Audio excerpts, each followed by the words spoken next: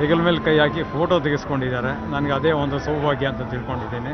ಅಭಿಮಾನಿಗೆ ಇನ್ನೇನು ಬೇಕು ಹಾಂ, ಎಸ್.ಎಲ್. ಭೈರಪ್ಪ ಅವರ ಓದುಗನಾಗಿ ಅವರ ಪ್ರತಿಯೊಂದು ಕಾದಂಬರಿಗಳು ನನ್ನ ಸಂಗ್ರಹದಲ್ಲಿ ಇದೆ. ಅದನ್ನು ಎಷ್ಟೆಷ್ಟಲ್ಲಿ ಓದಿದ್ದೀನಿ ಅಂತ ನನಗೆ ಮರ್ತೋಗುತ್ತೆ.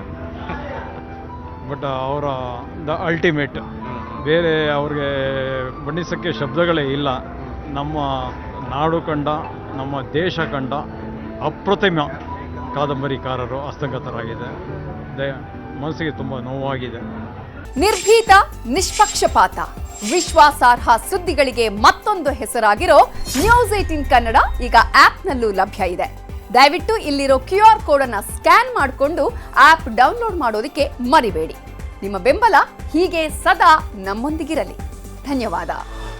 ಭೈರಪ್ಪನವ್ರ ಬಗ್ಗೆ ಏನು ಹೇಳೋದು, ಅವರು ಬರೀ ವ್ಯಕ್ತಿ ಅಲ್ಲ, ಅವರು ಮಹಾನ್ ಶಕ್ತಿ. ಅವರು ನನ್ನಂಥ ಲಕ್ಷಾಂತರ ಜನಕ್ಕೆ ಅವರು ಬದುಕಿನ ಪಾಠ ಕಲಿಸಿದ್ದಾರೆ. ಅವರೊಂದು ವಿಶ್ವವಿದ್ಯಾನಿಲಯ ಅಂತಲೇ ಹೇಳ್ಬೋದು. ನಾನು ಚಿಕ್ಕಂದಿಲ್ಲ ಅವರೆಲ್ಲ ಪುಸ್ತಕಗಳು ಹಿನ್ನೆಲೆಯಲ್ಲಿ ವಿಶ್ವವಿದ್ಯಾಲಯ ತೆಗಿಬಹುದಲ್ವಾ? ಖಂಡಿತ. ಅವರಿಗೆ ಬರೀ ಜ್ಞಾನಪೀಠ ಪ್ರಶಸ್ತಿ ಒಂದೇ ಅಲ್ಲ, ನೊಬೆಲ್ ಪ್ರಶಸ್ತಿ ಕೂಡ ಬರಬೇಕು ಅವರಿಗೆ ಸಾಹಿತ್ಯಕ್ಕೆ, ನನ್ನ ಅನಿಸಿಕೆ ಅದು. ಮಹಾನ್ ಲೇಖಕ ಅವರು. ಆಮೇಲೆ ಒಂಥರ ಅಪೂರ್ವವಾದ ವ್ಯಕ್ತಿತ್ವ ಅವ್ರದ್ದು. ಅವರು ಬದುಕಿದ್ದ ರೀತಿ ನೋಡಿದ್ರೆ, ಅವರು ಸತ್ಯವನ್ನು ಅನ್ವೇಷಿಸ್ಕೊಂಡು ಹೊರಟಿದ್ದ ರೀತಿ ನೋಡಿದ್ರೆ ಅವರಿಂದ ಕಲಿಯೋದು ನಾವು ತುಂಬ ಇದೆ. ಅವರೊಂಥರ ಕನ್ನಡ ಸಾರಸ್ವತ ಧ್ರುವ ತಾರೆ. ಅವ್ರನ್ನ ಕಳ್ಕೊಂಡು ಕನ್ನಡ ಸಾಹಿತ್ಯ ಲೋಕ ತುಂಬ ಬಡವಾಗಿದೆ ಅಂತ ನನ್ನ ಅನಿಸಿಕೆ. ಬಹಳಷ್ಟು ಜನ ತುಂಬ ಹೇಳಿದ್ದಾರೆ. ಆದರೆ ಒಂದು ವಿಷಯ ನಾನು ಏನಂತ ಸ್ಪಷ್ಟವಾಗಿ ಹೇಳಬೇಕಂದ್ರೆ, ಭೈರಪ್ಪನವ್ರು ಏನೇನು ನಮ್ಮದು ಕಾಂಪ್ಲೆಕ್ಸ್ ಆಗಿರೋದು, ಜಟಿಲವಾಗಿರೋದು, ಕ್ಲಿಷ್ಟವಾಗಿರೋದು ಕಾನ್ಸೆಪ್ಟ್ಸ್ ಏನೇನಿದೆಯೋ ನಮ್ಮ ಉಪನಿಷತ್ತಲ್ಲಿ, ಉಪನಿಷತ್ತು ಮತ್ತು ನಮ್ಮ ಫಿಲಾಸಫಿ, ದರ್ಶನಶಾಸ್ತ್ರ, ತತ್ವಶಾಸ್ತ್ರದಲ್ಲಿ ಏನೇನೋ ಜಟಿಲವಾದ, ಕ್ಲಿಷ್ಟವಾದ ಇದಿದೆ, ಅವ್ರ ಕಾದಂಬರಿ ಮೂಲಕ ಅದನ್ನ ತುಂಬ ಸರಳವಾಗಿ, ಸುಲಭವಾಗಿ ನಮಗೆ ಎಟೆಕ್ಸನ್ ಮಾಡಿದ್ದಾರೆ. ಅದು ಮಾಡೋದು ತುಂಬ ಕಷ್ಟ ನಿಜ ಹೇಳಬೇಕಂದ್ರೆ. ಅದೇ ಅವ್ರದ್ದು ದೊಡ್ಡ ಸಾಧನೆ ಅನ್ಸುತ್ತೆ. ಮತ್ತೆ ಇನ್ನೊಂದು ಏನಂದ್ರೆ, ಮುಖ್ಯವಾಗಿ ಹಿಸ್ ಲೆಗಸಿ ಅವ್ರದ್ದು ಮೊದಲಿಂದ ಹಿಂಗಿತ್ತು, my legacy should outlast and outlive so many generations ಅಂತಾರೆ. ಒಂದು 200 ವರ್ಷ ನಂತರ, 300 ವರ್ಷದ ನಂತರ ನನ್ನ ಕಾದಂಬರಿ ರೆಲೆವೆಂಟ್ ಆಗಿರುತ್ತಾ, ನನ್ನ my piece of work will it be relevant, ಅಷ್ಟು ದೂರ ದರ್ಶಿಗಳಾಗಿದ್ರು, ಅಷ್ಟು ದೂರ ಯೋಚಿಸೋರಾಗಿದ್ರು. ಅಂದರೆ ಇವಾಗ ಅದಕ್ಕೆ ನೆನ್ನೆ ದಿನ ಇವರು ನಮ್ಮ ಪ್ರಧಾನಿ ಮೋದಿ ಅವರು ಬರೆಯುವಾಗ ಟೈಮ್ಲೆಸ್, ಎಟರ್ನಲ್ ಅಂತ ಪದಗಳು ಯೂಸ್ ಮಾಡಿ, ಒಂದೊಂದು ಪದಗಳಲ್ಲಿ ಅದರಲ್ಲಿ ತುಂಬ ವ್ಯಾಲ್ಯೂ ಇದೆ. ಅಂದರೆ ಅವರು ಈ ಜನ್ರೇಷನ್ದು ಕಾದಂಬರಿಕಾರರಲ್ಲ, ಅವರು ಎಲ್ಲ ಜನ್ರೇಷನ್ಗಳದು ಕಾದಂಬರಿಕಾರರು. ಇವಾಗ ಹೇಗೆ ನಾವು ಕಾಳಿದಾಸ, ವ್ಯಾಸ, ವಾಲ್ಮೀಕಿ ಇತ್ಯಾದಿಗಳನ್ನ ನಾವು ಹೇಗೆ ಓದ್ತೀವೋ, ಈಗಿನ ಜನ್ರೇಷನ್ ಹೇಗೆ ಓದ್ತಾರೋ ಅವ್ರನ್ನೂ ಮುಂದೆ ದಿನ ಹಾಗೆ ಓದ್ತಾರೆ ಜನರು ಅಂತ ನಮಗೆ ವಿಶ್ವಾಸ ಇದೆ. ಅಕಸ್ಮಾತ್ ಅವ್ರು ಕನ್ನಡದಲ್ಲಿ ಬರೀದೆ ಇಂಗ್ಲೀಷಲ್ಲಿ ಏನಾದರೂ ಬರೀತಿದ್ರೆ ಅವ್ರಿಗೆ ಇಷ್ಟೊತ್ತಿಗೆ ನೋಬೆಲ್ ಪ್ರಶಸ್ತಿ ಬರ್ತಿತ್ತು ಲಿಟ್ರೇಚರಲ್ಲಿ, ಸಾಹಿತ್ಯದಲ್ಲಿ. ನಮಗೆ ರವೀಂದ್ರನಾಥ್ ಟ್ಯಾಗೋರ್ ಆದಮೇಲೆ ಇವ್ರಿಗೇನೆ ನೋಬೆಲ್ ಪ್ರಶಸ್ತಿ ಸಾಹಿತ್ಯದಲ್ಲಿ ಬರ್ತಾ ಇತ್ತು. ಅದು ನನ್ನ ಅನಿಸಿಕೆ. ಆದರೆ ಅವರು ನಮ್ಮ ಕನ್ನಡಕ್ಕೋಸ್ಕರ ಕೆಲಸ ಮಾಡಿದ್ದಾರೆ ಅನ್ನೋದು ನಮ್ಮೆಲ್ಲರ ಹೆಮ್ಮೆ. ಅವ್ರಿಗೆ ಎಲ್ಲದಕ್ಕಿಂತ ದೊಡ್ಡ ಪ್ರಶಸ್ತಿ ಏನಂದರೆ ಓದುಗರ ಅಭಿಮಾನ, ಪ್ರೀತಿ ಇತ್ಯಾದಿ. ಅವ್ರದ್ದು ಪುಸ್ತಕಗಳು ಯಾವಾಗಲೂ ಬೆಸ್ಟ್ ಸೆಲ್ಲರ್ ಆಗಿರ್ತಾ ಇತ್ತು. ಅದಕ್ಕಿಂತ ದೊಡ್ಡ ಪ್ರಶಸ್ತಿ ಏನಿದೆ? ಓದುಗರ ಪ್ರೀತಿಗಿಂತ ದೊಡ್ಡ ಪ್ರಶಸ್ತಿ ಯಾವುದಿಲ್ಲ. ನೋಬೆಲ್ ಪ್ರಶಸ್ತಿನೂ ಇಲ್ಲ, ಪ್ರಪಂಚದ ಯಾವುದೇ ಪ್ರಶಸ್ತಿ ಇಲ್ಲ. ಜ್ಞಾನಪೀಠ ಎಷ್ಟೋ ಮಹನೀಯರಿಗೆ ಸಿಕ್ಕಿಲ್ಲ, ನಮ್ಮ DVG ಅವ್ರಿಗೆ ಸಿಕ್ಕಿಲ್ಲ. ಅದು ಎಷ್ಟು ಒಂದ್ಸಲ ಮೋಸ ಅನ್ಸುತ್ತೋ ಏನು ಅನ್ಸುತ್ತೋ ಗೊತ್ತಿಲ್ಲ. ನಮ್ಗೆ ತುಂಬ ಬೇಜಾರಾಗತ್ತೆ.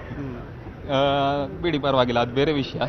ಅವಾರ್ಡ್ಸ್ ಎಲ್ಲ ಅವರು ಅವಾರ್ಡ್ಗೋಸ್ಕರ ಬರೀಲಿಲ್ಲ, ಅವ್ರ ಮನಸ್ಸಲ್ಲಿರೋದು ಏನಿದೆಯೋ ಅದನ್ನ ವ್ಯಕ್ತ ಮಾಡಿದ್ದಾರೆ. ಆಮೇಲೆ ಅದನ್ನ ಇಷ್ಟು ಜನ ಮೆಚ್ಚಿದಾರಲ್ಲ, ಅದು ದೊಡ್ಡ ವಿಷಯ. ಅಂದರೆ ಅವ್ರದ್ದು ನೋಡಿ, ಅವ್ರು ಏನು ಬರೀತಾರೋ ಅದು ಹೆಂಗೆ ಇಷ್ಟು ಜನ ಮೆಚ್ಚಲಿಕ್ಕೆ ಆಗತ್ತೆ ಅನ್ನೋದು, ಅದು ಅಷ್ಟು ಒಳ್ಳೆ ಫ್ರೀಕ್ವೆನ್ಸಿ ಅವ್ರು ಇಟ್ಕೊಂಡಿದ್ದಾರೆ. ಎಷ್ಟು ಒಳ್ಳೆ ವೇವ್ಲೆಂತಿಂದ ಎಷ್ಟು ಚೆನ್ನಾಗಿ ಬರೀತಾರೆ ಅನ್ನೋದು ಯಾರೋ ಆ ಥರ ಬರೆಯೋಕ್ಕಾಗಲ್ಲ. ಅದು ಅಷ್ಟು ಸುಲಭವಾಗಿಯೂ ಬರೆಯೋಕ್ಕಾಗಲ್ಲ ನಿಜ ಹೇಳಬೇಕಂದ್ರೆ. ಇವಾಗ ನೋಡಿ, ನಾವು ಕುವೆಂಪು ಅವರು ಅಥವಾ ಬೇಂದ್ರೆ ಅವರು ಅಂದರೆ ಅವ್ರ ಭಾಷೆ ಸ್ವಲ್ಪ ಕ್ಲಿಷ್ಟವಾಗಿರುತ್ತೆ, ಸ್ವಲ್ಪ ಜಟಿಲವಾಗಿರುತ್ತೆ, ಸ್ವಲ್ಪ ಅರ್ಥ ಮಾಡ್ತೀವಿ. ಭೈರಪ್ಪ ಅಂದ್ರೆ ತುಂಬಾ ಇಷ್ಟಪಡ್ತಾ ಇದ್ರು. ಹೌದು, ದಾರಾ ಬೇಂದ್ರೆ ಅವ್ರದ್ದು ಅವರು ಗುರುಗಳಾಗಿದ್ರು. ಅವ್ರು ಒಬ್ರು ಇದರಲ್ಲಿ ಧಾರವಾಡದ ಹತ್ರ ಒಬ್ರು ಇದ್ರು, ಬಿಜಾಪುರದ ಹತ್ರ. ಅವ್ರದ್ದು ಯಾರೋ ಒಬ್ರು ಗುರುಗಳಿದ್ರು ದಾರಾ ಬೇಂದ್ರೆ ಅವ್ರದ್ದು. ಅವ್ರ ಹೆಸರು ಬರ್ತಾ ಇಲ್ಲ. ದತ್ತಾತ್ರೇಯ ರಾಮಚಂದ್ರ ರಾನಾಡೆ ಅಂತ ಒಬ್ರಿದ್ರು.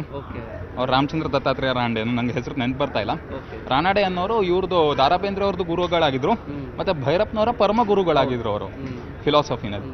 ಮತ್ತು ಅವ್ರಿಗೆ ಮೊದಲಿಂದ ಆಮೇಲೆ ಇನ್ನೊಂದು ವಿಷಯ ಮುಖ್ಯವಾಗಿ ಹೇಳಬೇಕಂದ್ರೆ ಅವರ ಬಾಲ್ಯದಲ್ಲಿ ಎಂಥ ಬಡತನ ನೋಡಿದ್ದಾರೆ ಅಂದರೆ ಕಡು ವಾರನ್ನ ಕಡು ಬಡತನ, ಜವಾಬ್ದಾರಿ ಇಲ್ಲದಂಥ ತಂದೆ, ತಾಯಿ ಚಿಕ್ಕ ವಯಸ್ಸಲ್ಲೇ ತೀರ್ಕೊಂಡ್ರು, ಅಕ್ಕ ಅಣ್ಣ ಒಂದೇ ದಿನ ಪ್ಲೇಗಲ್ಲಿ ತೀರ್ಕೊಂಡ್ರು. ನಾವಿಲ್ಲಿ ಕೊರೋನಾ ಬಂದಾಗ ಅಯ್ಯೋ ಒಬ್ಬರು ತೀರ್ಕೊಂಡ್ರು ಅಂದ್ರೆ ಅಯ್ಯೋ ಅಂತ ಅಷ್ಟು ದೊಡ್ಡ ಕೊಲೆ, ಅಷ್ಟೆಲ್ಲ ನುಂಗಿಕೊಂಡು ಅಷ್ಟೆಲ್ಲ ಅರ್ಗಿಸ್ಕೊಂಡು ಆ ಹೋಟೆಲಲ್ಲೂ ಕೆಲಸ ಮಾಡಿದ್ರು, ಥಿಯೇಟರಲ್ಲೂ ಒಂದು ಥಿಯೇಟರಲ್ಲಿ ಗೇಟ್ ಕೀಪರ್ ಆಗಿ ಕೆಲಸ ಮಾಡಿದ್ರು ₹2 ಸಂಬಳಕ್ಕೆ. ಹೋಟೆಲಲ್ಲಿ ವೆಯ್ಟರ್ ಆಗಿದ್ರು. ಇಲ್ಲಿಂದ ಬೆಂಗಳೂರಿಗೆ ಬಂದಿದ್ರು. ಅವ್ರಿಗೆ ಏರ್ಫೋರ್ಸಲ್ಲಿ ನೌಕರಿ ಬೇಕು ಅಂತ ಬೆಂಗಳೂರಿಗೆ ಬಂದಿದ್ರು. ಏರ್ಫೋರ್ಸಲ್ಲಿ ನೌಕರಿ ಸಿಗಲ್ಲ ಅಂದಮೇಲೆ ಅವರು ಎಲ್ಲಿ ಮುಂಬೈಗೆ ಹೋದರು. ನಡ್ಕೊಂಡು ಅದು ಟ್ರ್ಯಾಕ್ ಮೇಲೆ ನಡ್ಕೊಂಡು ಹೊಟ್ಟೋದ್ರು, ರೈಲ್ವೆ ಟ್ರ್ಯಾಕ್ ಮೇಲೆ. ಆಮೇಲೆ ಅಲ್ಲೇ ರಾಣೆಬೆನ್ನೂರಲ್ಲಿ ಒಂದು ಯಾವುದೋ ಹೋಟೆಲಲ್ಲಿ ಕೆಲಸ ಮಾಡಿ, ಆಮೇಲೆ ಹುಬ್ಳಿನಲ್ಲಿ ಯಾವುದೋ ಒಂದು ಥಿಯೇಟರ್ ಕಂಪನಿದು ಅಕೌಂಟೆಂಟ್ ಆಗಿ, ಅವ್ರು ಶಾನ್ಭೋಗರಾಗಿದ್ರಲ್ಲ, ಅದಕ್ಕೆ ಅಕೌಂಟ್ಸ್ ಎಲ್ಲ ಚೆನ್ನಾಗಿ ಬರೆಯೋರು.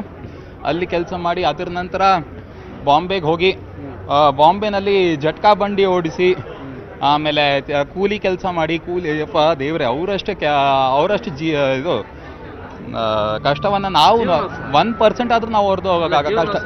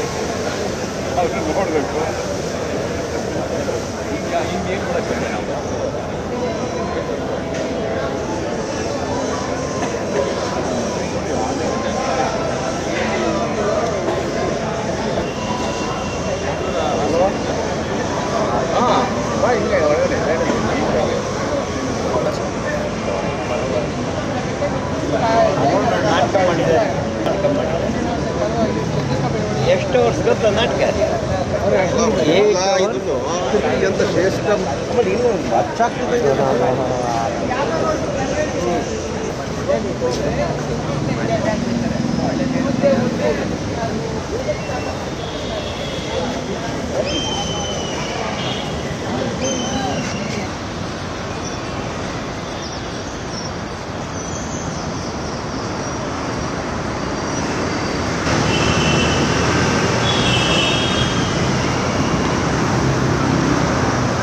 ನಿರ್ಭೀತ, ನಿಷ್ಪಕ್ಷಪಾತ, ವಿಶ್ವಾಸಾರ್ಹ ಸುದ್ದಿಗಳಿಗೆ ಮತ್ತೊಂದು ಹೆಸರಾಗಿರುವ ನ್ಯೂಸ್ 18 ಕನ್ನಡ ಈಗ ಆಪ್ನಲ್ಲೂ ಲಭ್ಯವಿದೆ.